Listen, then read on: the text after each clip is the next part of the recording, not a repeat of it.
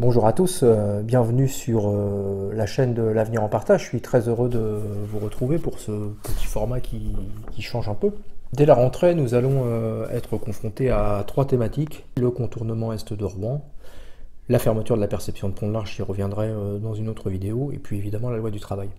Alors aujourd'hui, je vous propose de commencer par le contournement est de Rouen. Générique.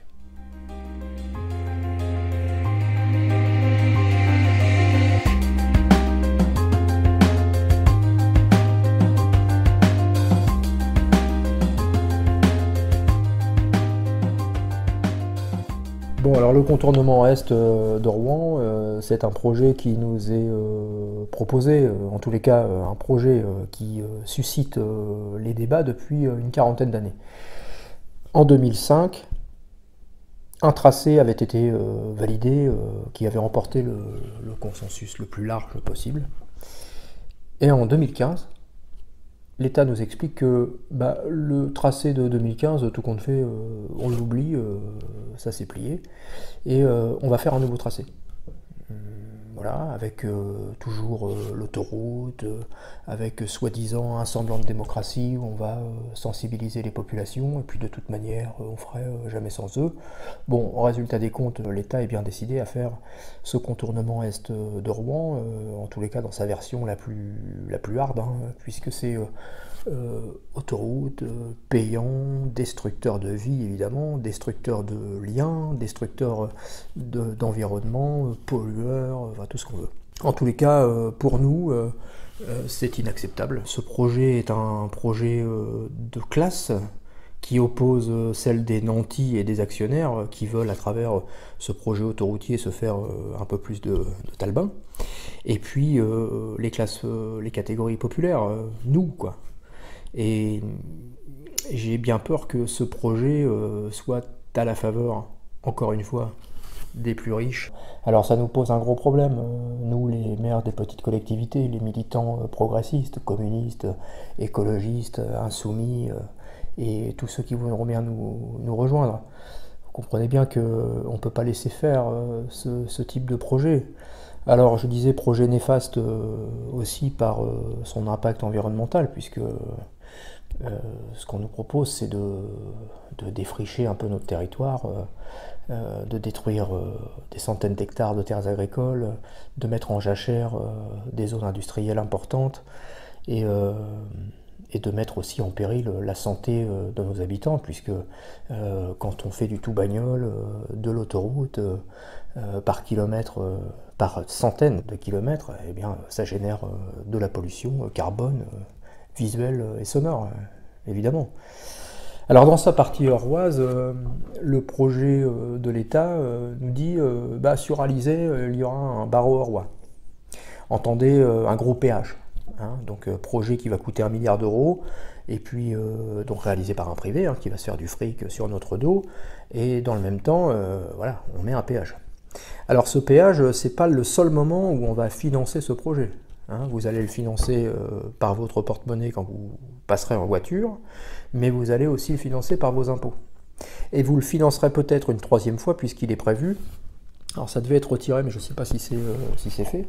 En tous les cas, ce que je crois, c'est qu'il est prévu de mettre la main au porte-monnaie. En tous les cas, les collectivités territoriales paieront dans le cas où le projet dans sa globalité est déficitaire. Donc autrement dit, vous paierez 3 fois. Dans le même temps, on nous explique que dans cette partie euroise existera un viaduc. Hein, un viaduc, donc quand on monte en viaduc, on se dit viaduc, qu'est-ce que ça nous fait penser à quoi? Ça nous fait penser un peu au viaduc de Millau, quelque chose de beau, d'intégré, dans un espace joli, qui prend en compte l'existant et tout ça. Non, c'est pas du tout ça dont il s'agit dans ce projet. Ce projet d'1 milliard d'euros, il comportera un truc tout dégueulasse, c'est pas un viaduc. Autrement dit, un espèce de serpent de mer en ciment, tout brut, financé au rabais, qui va venir péter notre cadre de vie, quoi. Donc la Côte des Deux Amants, site Natura 2000, tant pis, à la rigueur on s'en fout, hein, le business avant, et puis il faut faire passer les bagnoles ici, donc voilà, tous ceux qui vivent à côté, on s'en fout un peu, quoi. Voilà, hein, je caricature évidemment, mais il y a un peu de ça dans ce que je dis. Sur Alizé, moi en tant que maire, j'ai la chance d'avoir des élus qui portent fort ce que nous construisons depuis quelque temps, c'est-à-dire une ville où il fait bon vivre, où on installe la solidarité, où on porte des pôles économiques forts, et puis on se dirige aussi vers notre transition écologique, parce que c'est aussi ça être moderne, c'est de se dire que l'écologie ne doit pas être réservée à une certaine catégorie de personnes, que l'écologie c'est pas un truc de bobo, mais c'est un truc qui doit justement permettre aux gens de mieux vivre et d'améliorer leur santé, tout simplement. Alors on s'est dirigé vers l'autosuffisance alimentaire, on est au tout début du truc là, mais en gros on a des terres, on va les proposer à des maraîchers qui signeront une charte bio avec nous, et puis à travers ça ils vont cultiver, et puis nous on récupérera à travers peut-être une régie publique les légumes, et on les vendra aux habitants à prix coûtant. Ça veut dire que le maraîcher lui sera bien payé, ça coûtera pas cher aux habitants, et puis il n'y aura pas d'intermédiaire, donc tout le monde s'y retrouvera, et on mangera sainement, et on démontrera qu'une salade bio n'est pas plus chère qu'une salade sous cellophane dans une grande surface, donc tout va bien. Dans le même temps, on fait une restauration scolaire qui privilégie les circuits courts et le bio, donc on irriguera de légumes et de fruits notre restauration scolaire. Puis on met en place des choses innovantes avec la population, donc super. Sauf que vous voyez la contradiction, quoi. Hein, on est en train d'orienter Alizé vers une qualité de vie, en disant voilà, le tout bagnole, on n'est pas forcément pour, on va essayer justement de développer les transports en commun, de faire en sorte que les sentiers se développent sur Alizé, qu'on puisse avoir aussi des allées pour faire du vélo, et dans le même temps, à quelques kilomètres de chez nous, on va nous mettre, en tous les cas si ça se fait, une grande autoroute avec plein de bagnoles et plein de camions qui polluent dessus, parce qu'on n'aura pas réfléchi à la dimension du territoire. Parce que ce qui nous importe, nous, et je crois que ce qui importe la plupart des habitants du canton de Pont-de-l'Arche et de la vallée de l'Andelle, c'est pas le contournement Est, c'est comment on fait pour désenclaver la vallée de l'Andelle. Nous, on a un certain nombre de propositions, on demande plusieurs choses. Hein. Désenclaver la vallée de l'Andelle, ça veut dire simplement réaliser un pont entre Alizé et le Manoir, par exemple, jusqu'aux Dents, et après les gens pourraient rejoindre tranquillement l'autoroute à Val-d'Oreuil. Ça éviterait aux gens qui viennent de Pont-Saint-Pierre dans la vallée de l'Andelle, Romilly-sur-Andelle, Pitre, le Manoir, Alizé, d'aller jusqu'à Pont-de-l'Arche et d'engorger encore un peu plus le pont de Pont-de-l'Arche. Vous savez qu'il est engorgé malheureusement le matin et le soir, 365 jours dans l'année. Donc voilà une des propositions que l'on fait. Alors évidemment il faut le financer, mais je crois que l'État il est aussi là pour financer des choses au service de l'humain d'abord, donc ça tomberait bien qu'on puisse avoir ça. Et puis dans le même temps, si on veut éviter les engorgements routiers, il faut supprimer le péage d'Incarville par exemple. Ces deux propositions peuvent permettre justement de répondre aux problématiques d'engorgement et de flux routiers. Alors évidemment, on n'en est pas là, hein, la preuve.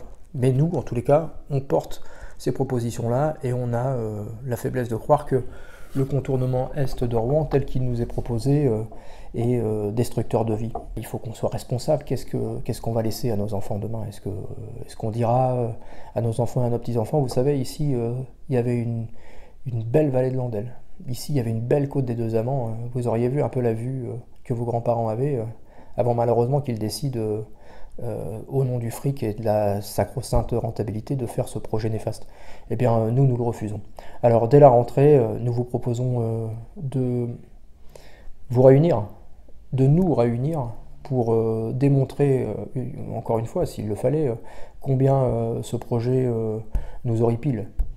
Alors, pas plus tard qu'aujourd'hui, avec notre conseiller départemental, Gaëtan Levitre, j'ai fait un courrier adressé à Nicolas Hulot, notre ministre de l'Environnement. J'ai fait une copie aussi à son secrétaire d'État, Sébastien Lecornu, qui était précédemment président du conseil départemental de l'Eure. Je dis quand même à Sébastien Lecornu, qu'il n'oublie pas que sur la proposition des élus communistes, écologistes et citoyens du département de l'Eure, nous avons passé une motion votée à l'unanimité qui stipulait qu'il n'était pas question pour le département de financer le contournement Est dans sa partie orroise tel qu'il nous était proposé.